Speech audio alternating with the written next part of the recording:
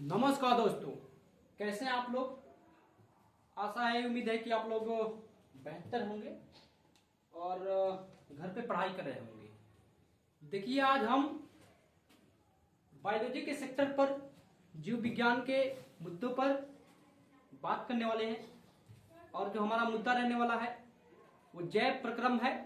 और यहाँ से लगभग सारे कॉम्पिटिटिव एग्जाम्स और क्लास 10th इसके लिए क्या है, महत्वपूर्ण है। खास करके बिहार पुलिस वाले के लिए बेहतर है, ठीक है, क्योंकि बिहार पुलिस में 10th लेवल से बायोलॉजी से सवाल 15 लगभग पूछ लेते हैं। यहाँ से भी सवाल क्या आ जाएंगे, एक दो मिल जाएंगे। 20 सवाल है, चुनिंदा है और बेहतर है। हमारे चैनल पर नए जुड़े हुए हैं तो हमारे चैनल को जरूर सब्सक्राइब करें और बेल नोटिफिकेशन को दबाना न भूले। इसमें कोई पैसा वगैरह नहीं लगता है। चलिए शुरू करते हैं। पहला सवाल कह रहा है, जैव प्रक्रम किसे कहते हैं। तो जीवित शरीर के अंदर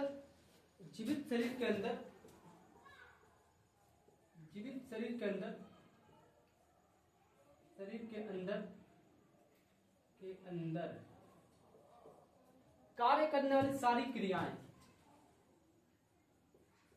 करने वाली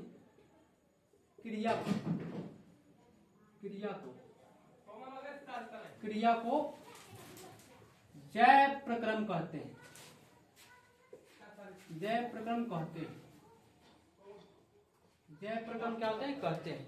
यानी शरीर के अंदर जितने भी क्रियाएं होती है इसी को हम लोग क्या कहते हैं, जैव प्रक्रम कहते हैं। जैसे हृदय, श्वसन अंग, फेफड़ा, ग्रास नली, अमाशय, पक्वाशय, सीकम, छोटी आंत, बड़ी आंत, ये जितने भी अंग हो जाएंगे यही क्या हो जाएंगे, जैव प्रक्रम के क्या हो जाएंगे, उदाहरण हो जाएंगे। ठीक है, तो जैव प्रक्रम किसे कहते हैं, समझ में जरूर आया होगा।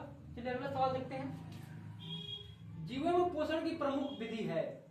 तो जीवों में पोषण की प्रमुख जो विधि है वो दो है। पहला स्वपोषी और दूसरा परपोषी। स्वपोषी और परपोषी।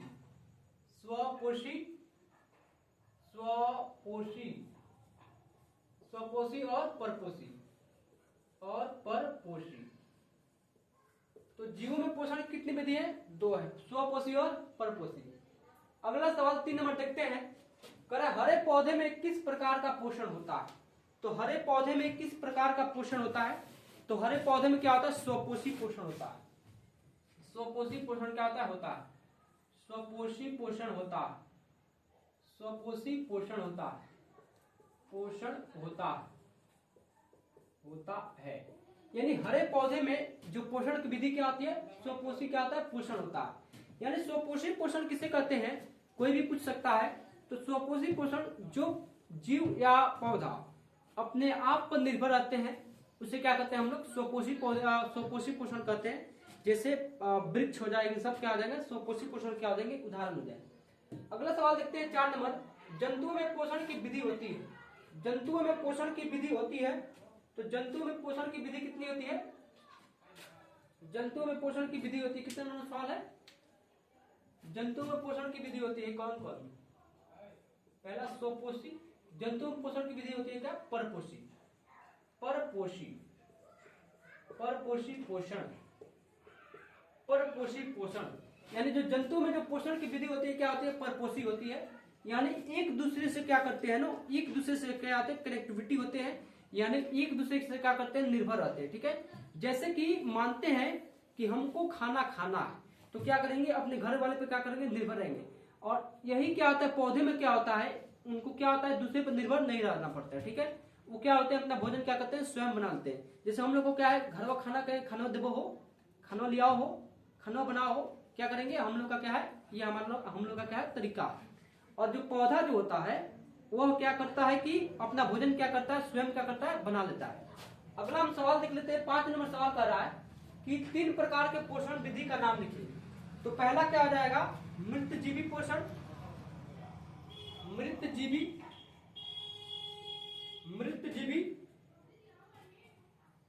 उसके बाद से परजीवी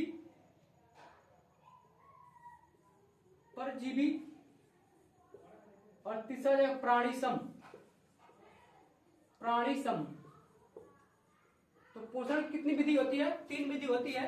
पहला मृतजीवी पोषण, पोषण, दूसरा परजीवी पोषण और तीसरा प्राणी से क्या होता है पोषण होता है।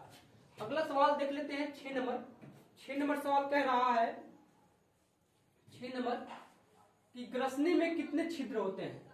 तो ग्रसनी में कितने छिद्र होते हैं, तो ग्रसनी में 2 छिद्र होते हैं और 2 छिद्र कौन कौन है, एक कंठ द्वार है, कंठ द्वार और दूसरा क्या है निगल द्वार, निगल द्वार।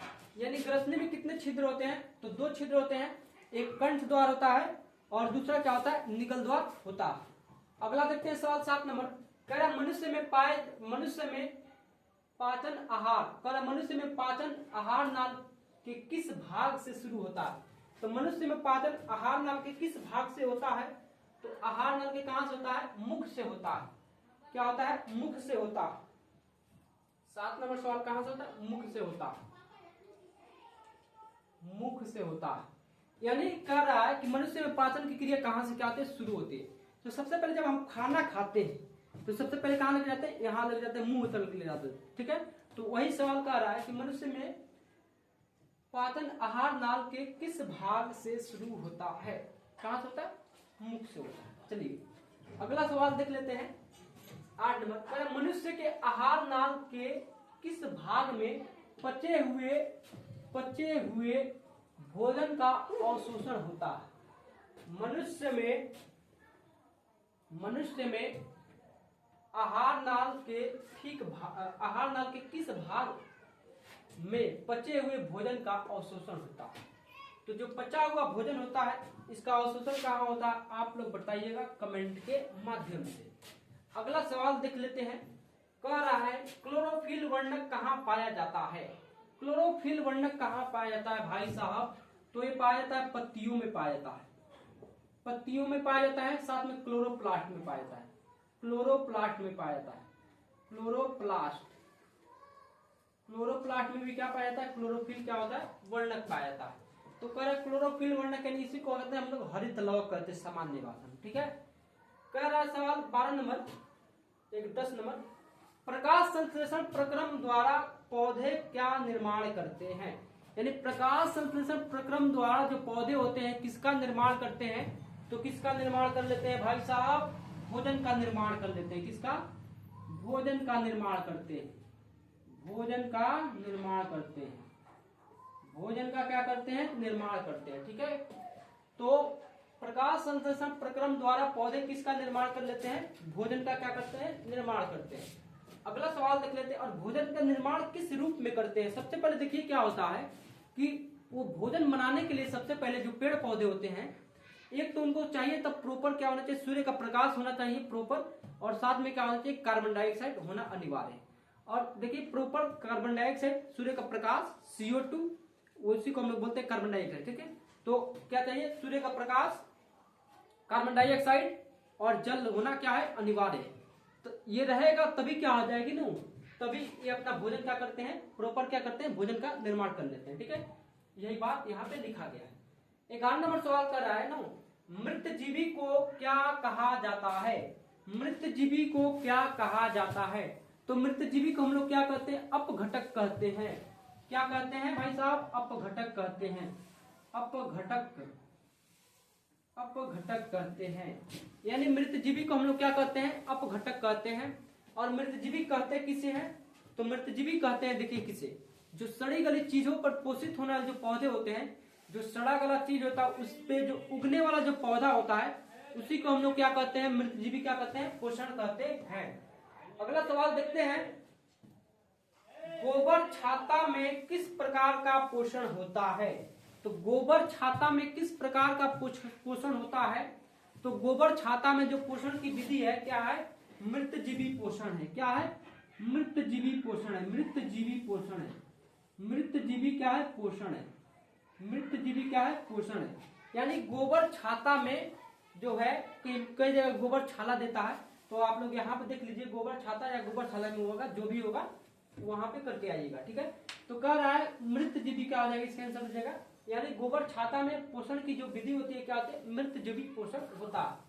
अगला सवाल देख लेते हैं, 13 नंबर सवाल, पत्तियों का कौन सा अंग CO2 युक्त वायु का प्रवेश द्वार होता है। कह रहा सवाल कि पत्तियों का कौन सा अंग CO2 युक्त वायु का प्रवेश द्वार होता है, तो इसका जो राइट आंसर हो जाएगा क्लोरोफिल हो जाएगा या पर्णहरित हो जाएगा। तो पर्णहरित या क्या हो जाएगा, क्लोरोफिल हो जाएगा। पर्णहरित पर्णहरित पर्णहरित या क्लोरोफिल या क्लोरोफिल क्लोरोफिल क्लोरोफिल, तो पर्णहरित या क्या हो जाएगा, क्लोरोफिल हो जाएगा। अगला सवाल हम लोग देख लेते हैं। अगला जो सवाल कह रहा है वो कह रहा है कि अमीबा में चलने की क्रिया को क्या कहते हैं। अमीबा में चलने की क्रिया को क्या कहते हैं, तो अमीबा में जो चलने की क्रिया होती है उसे कहते हैं जवानों, उसे कहते हैं हम लोग क्या कहते हैं, उसे क्या कहते हैं, कुटपाद कहते हैं। कुटपाद कहते हैं, कुटपाद कहते हैं। तो अमीबा में जो चलने की क्रिया होती है उसे हम लोग क्या कहते हैं, कुटपाद क्या कहते हैं, कहते हैं। अगला जो सवाल है 15 नंबर का, मनुष्य में पाचन के लिए विशेष अंग को क्या कहते हैं। मनुष्य में पाचन के लिए विशेष अंग को क्या कहते हैं, तो मनुष्य में पाचन के लिए विशेष अंग को कहते हैं छोटी आंत। क्या कहते हैं, छोटी आंत। छोटी आंत क्या कहते हैं, छोटी आंत कहते हैं। अगला सवाल देख लेते हैं। 16 नंबर कह रहा है सवाल कि मुख गुहा में भोजन कहाँ पहुंचता है। मुख गुहा में भोजन कहाँ पहुंचता है, तो मुख गुहा में भोजन पहुंचता है ग्रास नली में पहुंचता है। कहाँ पहुंचता है, ग्रास नली में पहुंचता है। ग्रास नली में पहुंचता है। ग्रास नली में पहुंचता है, में पहुंचता है, पहुंचता है, पहुंचता है। कहाँ पहुंचता है, ग्रास नली में क्या होता है, पहुंचता है, या ग्रसनी में क्या होता है, पहुंचता है। सवाल अगला देखते हैं 17 नंबर। आहार नाल के सबसे लंबा भाग को क्या कहते हैं। आहार नाल का सबसे लंबा भाग को क्या कहते हैं, तो आहार नाल का जो सबसे लंबा भाग होता है छोटी आंत होता है। छोटी आंत होता है, छोटी आंत होता है। आहार नाल का सबसे लंबा भाग को हम लोग क्या कहते हैं, छोटी आंत कहते हैं। 18 नंबर सवाल करते हैं। कह रहा 18 नंबर, शरीर की सबसे बड़ी ग्रंथि क्या है। शरीर की सबसे बड़ी ग्रंथि क्या है, तो यकृत है।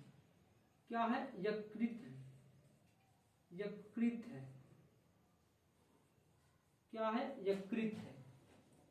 अगला सवाल देख लेते हैं। और एक क्या है, मानव शरीर की आंतरिक सबसे बड़ी ग्रंथि कौन है, यकृत है। ठीक है। अगला सवाल देखते हैं। 19 नंबर कह रहा है, छोटी आंत तथा बड़ी आंत के जोड़ पर अवस्थित नली को क्या कहते हैं। छोटी आंत तथा बड़ी आंत के जोड़ पर अवस्थित नली को क्या कहते हैं, तो सीकम कहते हैं। क्या कहते हैं, सीकम कहते हैं।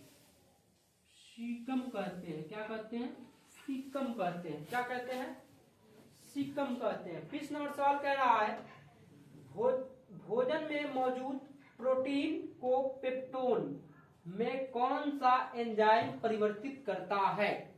कह रहा है भोजन में मौजूद प्रोटीन को पेप्टोन में कौन सा एंजाइम परिवर्तित करता है, तो इसका जो राइट आंसर हो जाएगा क्या हो जाएगा, पेप्सिन हो जाएगा। क्या हो जाएगा, पेप्सिन हो जाएगा।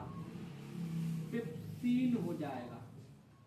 पेप्सिन क्या हो जाएगा, पेप्सिन हो जाएगा। तो आई होप कि आप लोगों को ये वीडियो अच्छा लगा होगा, और कोई अगर हमसे गलती होगी तो माफ करना। अगले वीडियो मिलते हैं, तब तक की जय हिंद, जय भारत, वंदे मातरम।